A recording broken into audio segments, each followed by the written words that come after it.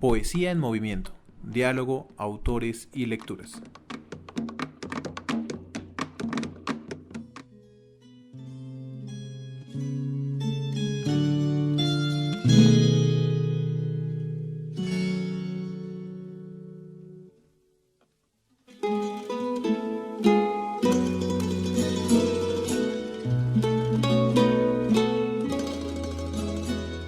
Bienvenidos al tercero de una serie de 4 podcasts en torno a la poesía colombiana. Durante estos podcasts propondremos una exploración de la obra de 4 poetas colombianos que son protagonistas de la serie editorial de poesía del Instituto Caro y Cuervo.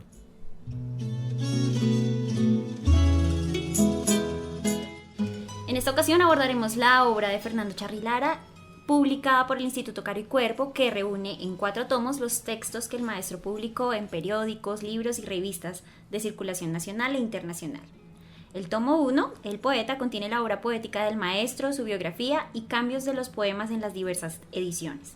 También incluye una bibliografía con más de 1000 registros sobre poesía, prosa y valoración crítica. Tomo 2, Obra crítica, 1940 a 1986. Presenta la labor ensayística en temas como el derecho, la pintura, el cine, entre otros, publicados en este periodo. El tomo 3, Obra crítica de 1987 al 2005, y el tomo 4, Valoración crítica y varia. Reúne las voces de diversos autores sobre la obra de Fernando Charri Lara.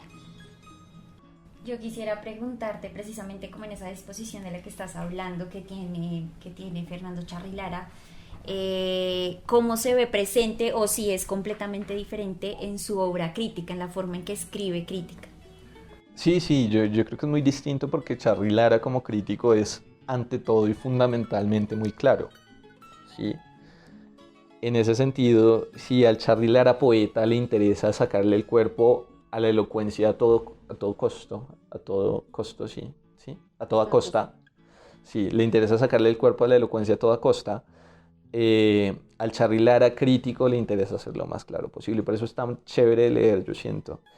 De pronto, lo que sí comparten y lo que yo siento que atraviesa la poesía de Charri Lara es esa idea de que esto es una visión parcial, ¿sí? Esta es mi lectura, esta es mi visión de las cosas, ¿sí? Y esta visión me llama la atención por esto y esto, y yo dialogo con el texto, pero lo hago desde mi punto de vista.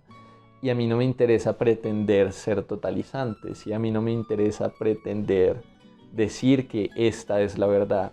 He acá la poesía, ¿sí? Entonces, por ejemplo, ese poema que tú leíste al principio de la poesía, es de yo frente a la poesía, ¿sí? Es decir, no es esta idea de que, sí, tú la poesía que siempre has sido de esta manera y serás de esta otra, que es una idea también muy programática y que le interesa, por ejemplo, que está en Piedra y Cielo, sí, que le interesa a estos movimientos que tienen como más un programa que otra cosa, los parnasianos también, sí, que es como una idea muy cerrada, como muy cerrada y muy externa a la poesía, por así decirlo, de la misma poesía, ¿sí?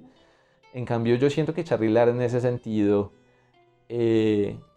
como que establece un diálogo muy íntimo con los textos, ¿sí? Y al final uno termina siendo como espectador de ese diálogo, y digamos que eso también es una cosa muy bonita porque el efecto de eso termina siendo que uno mismo establece un diálogo íntimo con los textos, ¿sí? Entonces no termina siendo una cosa de yo que puedo decir que encaje con este discurso. Es decir, si esta es la discusión sobre poesía, ¿yo a qué bando me meto para entrar en esa discusión? ¿No? Es una cosa muy de, esta es mi lectura y sí, eso, es decir, básicamente eso. Me parece que esa es como la idea transversal, y lo que sí me interesa también aclarar es que esta es mi lectura no significa que Charri Lara sea pues un tipo encerrado en sí mismo, ¿no? Sino que el espíritu de escribir y de compartir la lectura que él tiene de los textos es también un compartir, ¿sí? Esta es mi lectura, ¿cuál es la suya? Esta es la lectura que yo he hecho de esto. Esta es la lectura que yo hago de la lectura que otros hacen. entonces discutamos, ¿sí? Es decir, y de nuevo, por eso es tan importante que todos estos textos, la gran mayoría de los textos críticos de Charly Lara son textos de prensa, son textos de revistas, son textos de lecturas dominicales del tiempo, son textos que salieron en Eco, que salieron en Mito, yo no sé, creo, me imagino que también en el magazine dominical del Espectador, porque, ¿y hacia dónde iba con esto? Ah, sí, porque al final Charly Lara solo tiene un libro de ensayo sobre poesía, que curiosamente se llama Lector de Poesía, ¿sí? Es decir, no, tampoco es un título que uno le diga como que, ah, sí, esta es mi tesis. No, esta es mi lectura. Yo soy un lector de poesía, le comparto mi lectura. Entonces eso me parece que pues es como muy buen espíritu, ¿no? Es decir, al final termina siendo como una cosa muy... no me gusta esta palabra, pero es que es la palabra, como muy sincera por eso.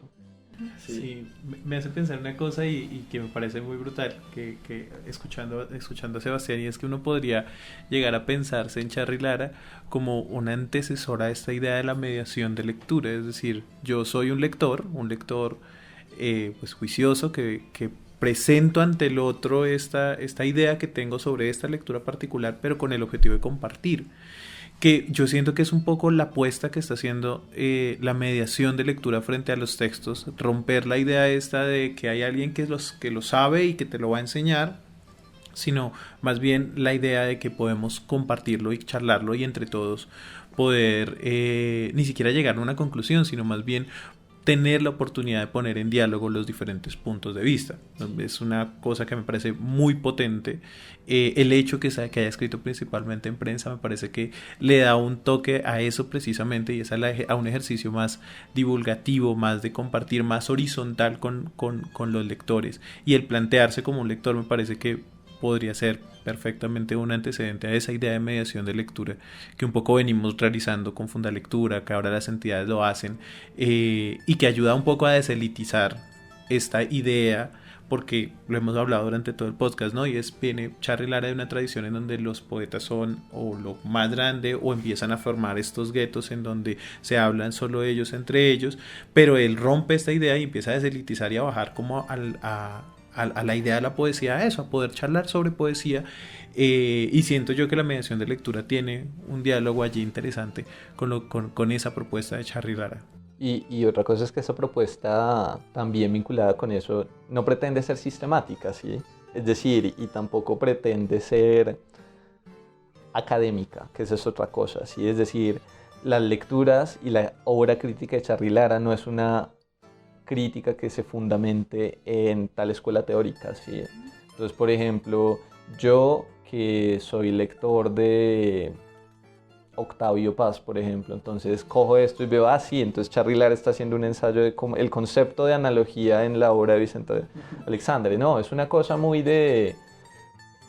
sí, eso, es que es eso, es que esta es mi lectura, ¿sí? Y esta es mi lectura a partir de ¿qué? Del texto. Y yo, como lector, ¿con quién tengo que ser sincero? Con el texto y con mis eventuales lectores, que también, digamos que está esa idea ahí, pero sí, lo fundamental ahí es el diálogo, y es esa posibilidad de dialogar y de dialogar y de establecer un diálogo abierto, ¿sí? Es decir, un diálogo que sea un asunto no de la academia, que sea un asunto no de los círculos de poesía, que sea un asunto no de los departamentos de literatura de Bogotá, sino muy amplio, ¿sí? Entonces, como que sí, eso es una cosa muy loable, muy interesante, y es algo que también nos interesa rescatar desde el instituto, desde el Caro y Cuervo. Yo siento que nos estamos esforzando para que ese proyecto de Poesía en Movimiento sea un poco eso, o sea, la posibilidad de establecer un diálogo abierto, de establecer un diálogo con la mayor cantidad de voces posibles. Y ojo, que eso no significa que no sea un diálogo riguroso, porque esa es otra cosa. Y es que Charly Lara es un poeta y un crítico muy riguroso, y por eso también es tan chévere leerlo, es que no sé cómo decirlo, como que sustenta muy bien todo lo que dice y lo sustenta con el texto, ¿sí? Entonces sí, como que al final ese termina siendo el espíritu de esa poesía.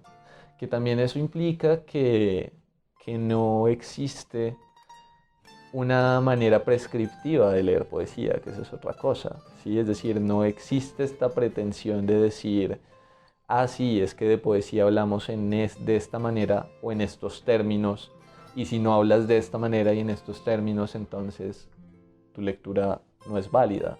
No, es una cosa muy abierta en ese sentido, muy construida sobre el texto y sobre el rigor y casi que una pasión por la poesía, que es una cosa muy impresionante, ¿sí? Es decir, que ese ejercicio termine siendo como puro amor por esta idea de la poesía, ¿sí? Es decir, como por la poesía, así en mayúscula, y, y no por la poesía colombiana, por ejemplo, ¿sí? Que la poesía colombiana ya es una cosa, ya es una institución, por así decirlo, ¿sí? Entonces eso es como muy interesante, eso es una cosa muy bonita y por eso es un muy buen antecedente. Otra cosa de la que quería hablar como para ir cerrando es si como esa influencia que tiene en su ejercicio de escritura el haber sido divulgador de la poesía, ¿no? En la radio, haber sido profesor, haber sido encargado de él. Oficina de Divulgación Es que Cultural no, de la Universidad la Nacional. oficina de divulgación cultural de la Universidad Nacional, como este ejercicio también de compartir y estudiar la poesía. Eso también es interesante porque curiosamente para Charly Lara, es decir, para el joven Charly Lara, la poesía nunca fue un trabajo, por así decirlo, ¿sí? Es decir, no es que él fuera poeta y crítico porque él viviera de eso, ¿sí? O porque una universidad le estuviera pagando, o lo que sea, ¿no? Él era abogado, fundamentalmente.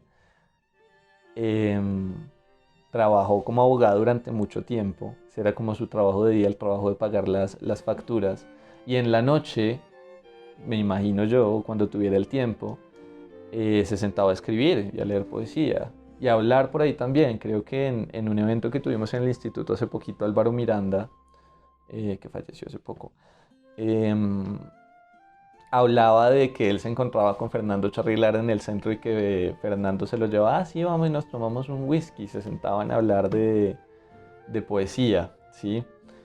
Entonces, digamos, de pronto también por eso en la poesía de Charly Lara la poesía aparece como caracterizada por lo nocturno, ¿sí? Quizás, ¿no? Esa es una hipótesis de lectura muy especulativa, pero digamos que está esa idea. Y eso también llama la atención porque eso habla como del